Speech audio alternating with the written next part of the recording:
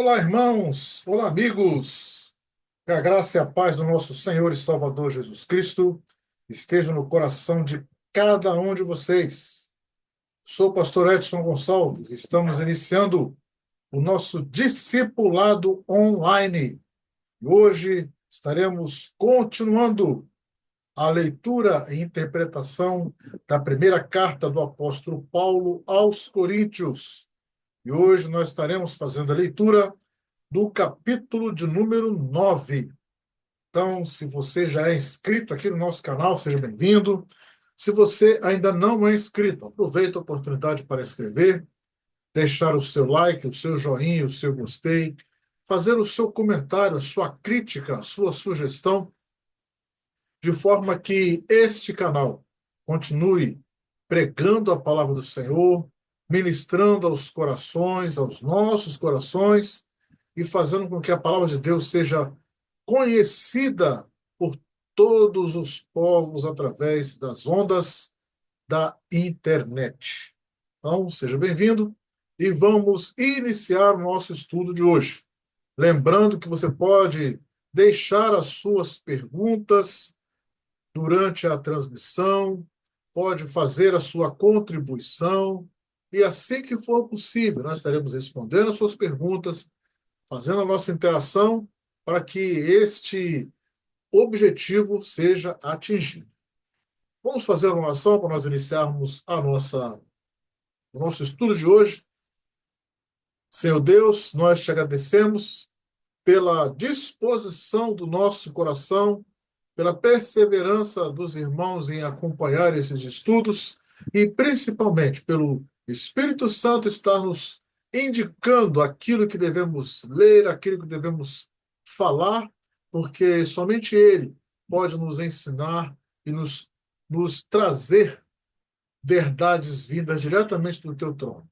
Por isso nós te agradecemos, pedimos a tua bênção, a tua proteção, o teu cuidado e que neste estudo sejamos abençoados por ti. Esta é a oração que fazemos, agradecidos no nome do Senhor Jesus. Amém. Vamos então, amados, para o primeiro, nossa primeira contribuição aqui no capítulo de número 9. Então, diz assim a palavra de Deus, primeira carta do apóstolo Paulo aos Coríntios, capítulo 9. Vamos ver os primeiros 6 versículos desta carta tão importante na palavra de Deus. Não sou livre? Não sou apóstolo? Não vi Jesus, nosso Senhor? Não são vocês resultados do meu trabalho no Senhor? Ainda que eu não seja apóstolo para outros, certamente o sou para vocês, pois vocês são o selo do meu apostolado no Senhor. Esta é a minha defesa diante daqueles que me julgam. Não temos nós o direito de comer e beber? Não temos nós o direito de levar conosco uma esposa crente, como fazem os outros apóstolos, os irmãos do Senhor e Pedro? Ou será que só eu e Barnabé temos o direito de receber sustento sem trabalhar? Então, vem aqui Paulo fazer estas perguntas. E aí nós partimos para a, a reflexão ou a interpretação ou o comentário a respeito desta primeira parte. Paulo vai iniciar este capítulo usando uma técnica muito conhecida pelos eruditos ali da Grécia, que era a maiêutica, que era a utilização de perguntas para obter um conhecimento. Essa técnica foi iniciada por Sócrates. Ele tinha o costume de fazer perguntas e as perguntas as pessoas iam respondendo e chegava um momento em que elas não tinham para onde ir, e aí elas teriam que fazer nova pesquisa para poder chegar ao conhecimento. Entretanto, essas perguntas que Paulo fez aqui, elas exigiam sempre uma resposta positiva, embora iniciasse com uma negação. Então, a gente vai observar que todas as perguntas que ele vai fazer, elas estão baseadas em respostas que, teoricamente, deveriam ser respostas positivas. Então, vamos a estas perguntas. Olha só o que ele vai falar. Não sou eu livre? Sim, é a resposta, né? Ele era livre como todos os cristãos são livres. Não sou apóstolo? Sim, ele era apóstolo. Embora, quando nós vamos ler um texto aí de 1 Coríntios, no capítulo 15, dos versículos de 1 a 8, e Gálatas 1, dos versículos 15 e 16, nós vamos ver que Paulo, ele se considerava um apóstolo fora do seu tempo. Ele, um apóstolo como se tivesse sido gerado fora do tempo. Olha só, 1 Coríntios capítulo 15, do versículo 1 ao versículo 8. Olha o que diz a palavra de Deus.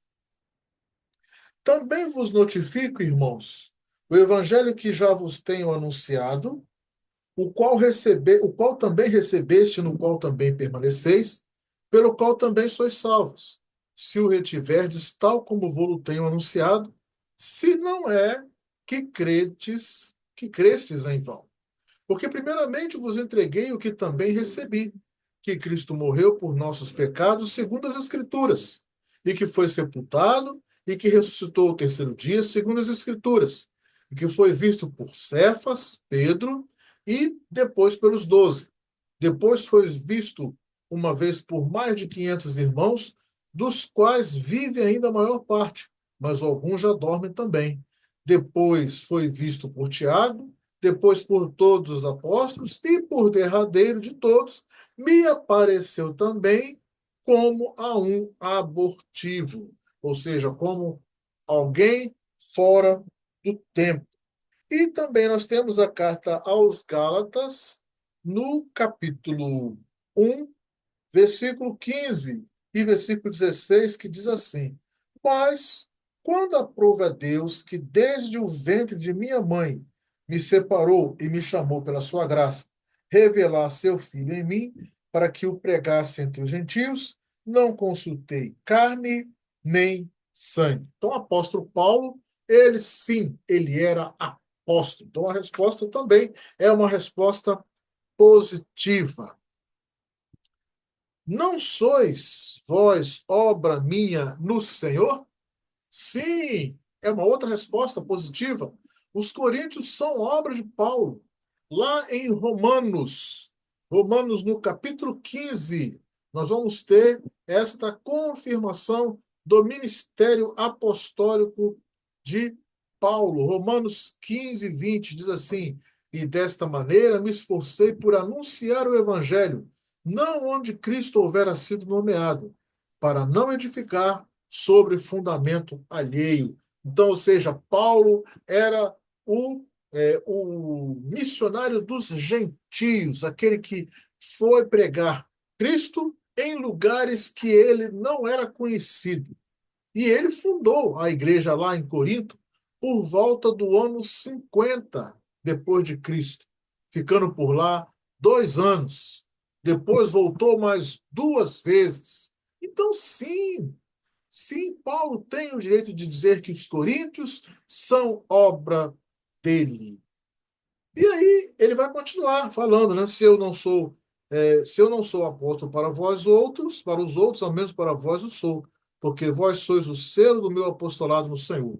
Paulo está atestando que a presença dos coríntios como cristãos é obra dele.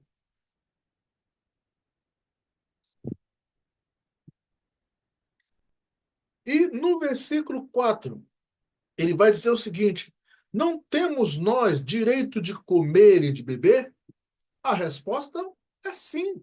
ele tem direito de comer e beber como todos os cristãos. Inclusive, esta foi uma das decisões do primeiro concílio lá em Jerusalém, quando nós lemos o texto de Atos, no capítulo 15, versículo 28 e 29, nós temos a resolução daquele conselho que estava tentando discutir ou resolver algumas questões entre gentios e judeus convertidos a Cristo. Alguns achavam que os gentios deveriam se circuncidar, manter a observância da lei dos judeus, e aí aquele concílio serviu para organizar isso. E qual foi a decisão? Vamos enviar, diz o versículo 27, enviamos, portanto, Judas e Silas, os quais de boca vos anunciarão também o mesmo. Qual foi o teor da carta que iria ser divulgada para todas as nações que foram convertidas, sejam judeus, principalmente os gentios? Na verdade, pareceu bem ao Espírito Santo, diz o versículo 28 de Atos 15. Na verdade, pareceu bem ao Espírito Santo e a nós não vos impor mais encargo algum, senão estas coisas necessárias. Quais são elas? Que vos abstenhais das coisas sacrificadas aos ídolos, e do sangue, e da carne sufocada, e da fornicação. Destas coisas fareis bem, se vos guardardes. Bem vos vá. Então, por isso que Paulo já tratou essa questão de carnes oferecidas aos ídolos no capítulo anterior. Mas esta decisão do concílio ali em Atos dá o direito de todos os cristãos de escolher o que comer e o que beber. Tá? E no capítulo anterior, Paulo vai falar sobre esta questão, qual deve ser a forma como o cristão deveria tratar dessa questão de como escolher o alimento que deveria comer ou não. Ele começou isso lá no capítulo 8, e mais à frente, aqui nessa carta, ele vai continuar estes assuntos. A outra pergunta não temos nós o direito de levar conosco esposa crente, como também os demais apóstolos e os irmãos do Senhor, e Cefas, ou o Pedro, né? Paulo, sim, tinha o direito de ser acompanhado pela esposa, como os demais apóstolos, indicando que os casados podiam levar as esposas para suas viagens missionárias. E ou será que só eu e Barnabé não temos o direito de deixar de trabalhar? Sim, uma outra resposta positiva. Ele também alega que podem ser sustentados pelas igrejas. E é o que vai iniciar agora estas orientações de como deveria ser feito o sustento daqueles que foram enviados para as missões. Vamos ver como funcionou isso.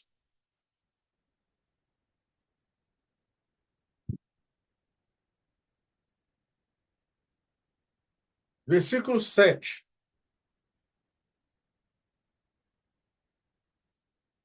Quem serve como soldado à própria custa?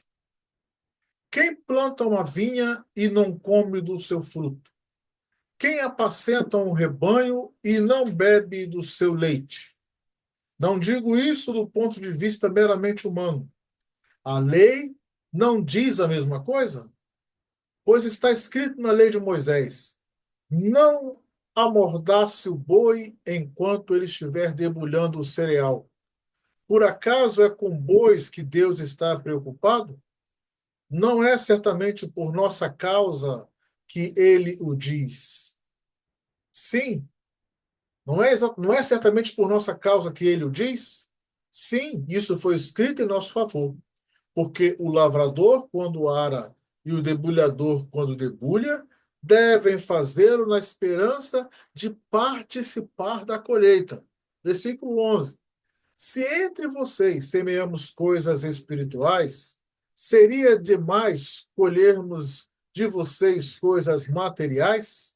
Se outros têm direito de ser sustentados por vocês, não o temos nós ainda mais?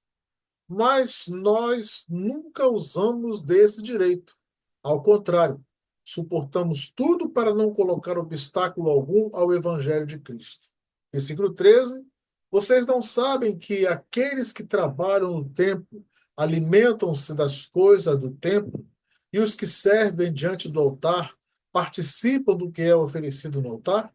Da mesma forma, o Senhor ordenou àqueles que pregam o Evangelho que vivam do Evangelho.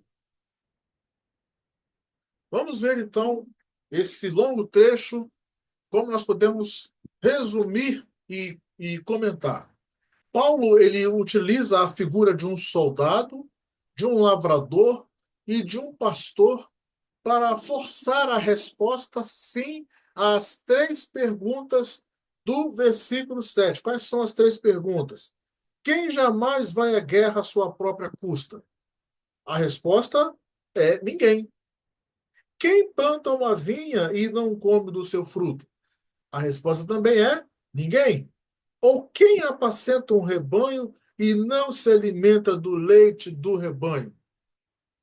A resposta também é ninguém. Então, Paulo vai forçar uma resposta negativa para poder desenvolver o seu ministério e ele vai fazer um paralelo com o texto de Deuteronômio 25, versículo 4. Que diz o texto de Deuteronômio? Vamos ver. Abra sua Bíblia aí, Deuteronômio 25, versículo 4. Diz assim, ó, não atarás a boca do boi quando trilhar? É, Paulo vai fazer agora uma interpretação espiritual que leva a afirmar que quem merece ser sustentado que quem trabalha merece ser sustentado pelo seu trabalho. E ele faz essa interpretação perguntando se quando Deus falou a respeito de atar o boi, ele estava preocupado com o boi. Na realidade, ele não estava preocupado com o boi. Ele estava preocupado com o trabalhador, com o lavrador, com aquele que do trabalho tira o seu sustento. Entretanto, Paulo deixa claro aqui neste trecho que ele abriu mão dessa prerrogativa para não ser pesado aos irmãos e, com isso, impedir a pregação do evangelho. Porque existem situações em que o missionário, para ser sustentado pela igreja, ele é pesado para a igreja e isso pode causar uma dificuldade para a pregação e muitas vezes até o cancelamento daquela missão. Então, Paulo está bem à vontade para exigir que o sustento do trabalho missionário seja feito pelas igrejas, ou no caso ali, pela igreja. Por quê? Porque há apoio nas Escrituras, tanto no Antigo Testamento, como nos ensinos de Jesus. Quando a gente abre ali em Mateus, Evangelho de Mateus, capítulo de número 10, Evangelho de Mateus, capítulo de número 10, versículos 9 e 10, nós vamos olhar assim, ó, Mateus 10, 9 e 10. Não possuais ouro, nem prata, nem cobre em vossos cintos, nem alforjes para os caminhos, nem duas túnicas, nem sandálias, nem bordão, porque digno é o operário do seu alimento. Então, embora a gente saiba que estes ensinos de Jesus ainda não haviam sido disseminados naquela época, pois os evangelhos foram escritos entre os anos 60 e 105 depois de Cristo.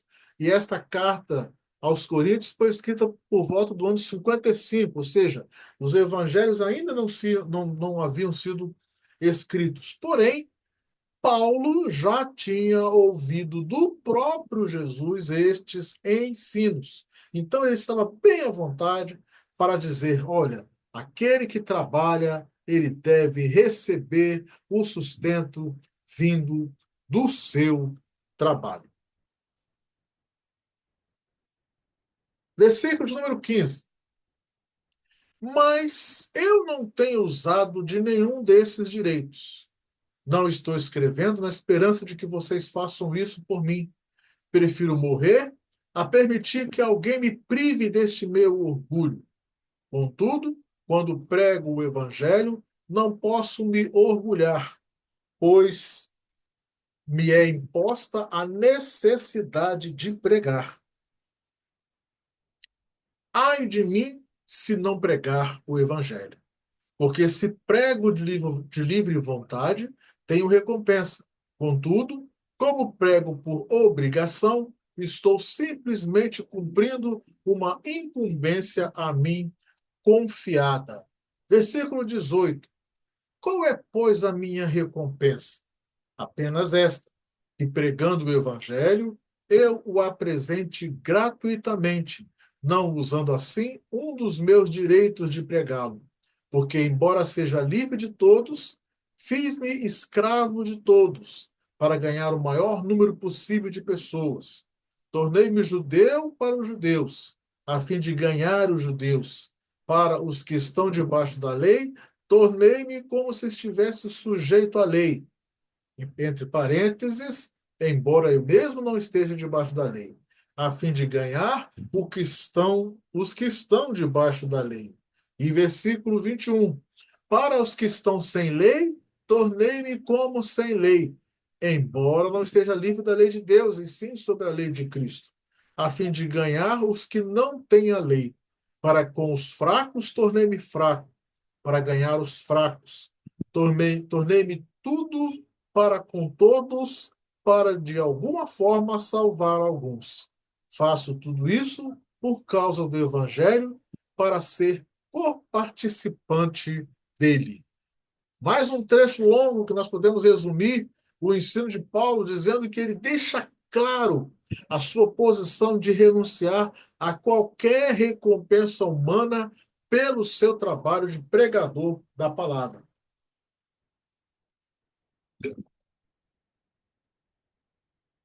Ele considera uma vocação, um chamado especial que recebeu e prefere morrer a não ter que pregar o evangelho. Ele usa a expressão, ai de mim se não pregar o evangelho. E esta é a sua conclusão. Ele prega pelo que já recebeu do Senhor e não pelo que ele ainda vai receber. Quando ele diz que se fez de escravo ou de judeu para ganhar o maior número de pessoas, não quer dizer que ele se deixou ser controlado ou dominado por alguém. Ele só considera ser dominado por Cristo. Ou se tornou um cristão legalista, ou seja, aquele que é muito apegado à lei, mas se colocou no lugar de quem ele queria ganhar para ter a perspectiva do seu alvo, para utilizar a melhor estratégia a fim de atingir aquele alvo para Cristo. Nesta posição, ele tomou também com respeito aos judeus e aos fracos, quando foi preciso ganhá-los. Tudo Paulo fez por causa do evangelho e demonstrar o amor que tinha pelas almas que poderiam ser salvas pelo seu trabalho de evangelização. Tanto os gentios quanto os judeus, como os fracos, Paulo se colocou nesta posição, ele se colocou no lugar destas pessoas, tentou entender a cabeça deles para que ele pudesse fazer a evangelização de uma forma efetiva para que o evangelho de Cristo pudesse crescer. E o versículo 24 até o versículo 27, para encerrar a carta, esse capítulo, Paulo ele muda um pouquinho de assunto, mas ainda continua falando a respeito da liberdade do pregador. Ele fala o seguinte: vocês não sabem que de todos os que correm no estádio, apenas um ganha o prêmio? corram de tal modo que alcancem o prêmio.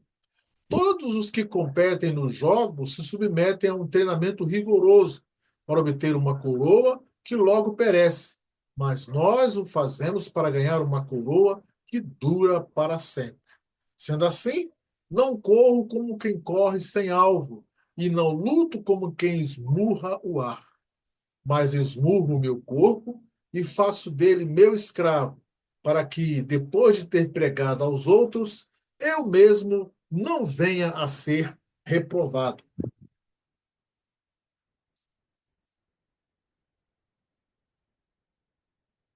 Então, Paulo vai ainda falando um pouquinho da sua liberdade e da liberdade que o cristão deve ter para pregar a palavra de Deus. Paulo compara a pregação da palavra como uma corrida de competição esportiva. E isso era muito comum naquela região, principalmente pelos Jogos Olímpicos que aconteciam ali na cidade de Corinto, de tempos em tempos. E para que um atleta possa participar de uma corrida de competição, ele precisa de dedicação, precisa de treino, precisa de renúncia para que ele possa alcançar a vitória. Muitas vezes ele vai precisar de horas e horas de treino, de se abster de determinados tipos de alimento. A diferença é que na pregação a vitória não vem em forma de troféus ou medalhas, mas vem através de almas libertas do pecado e rendidas a Cristo. E esta conquista dará uma recompensa eterna.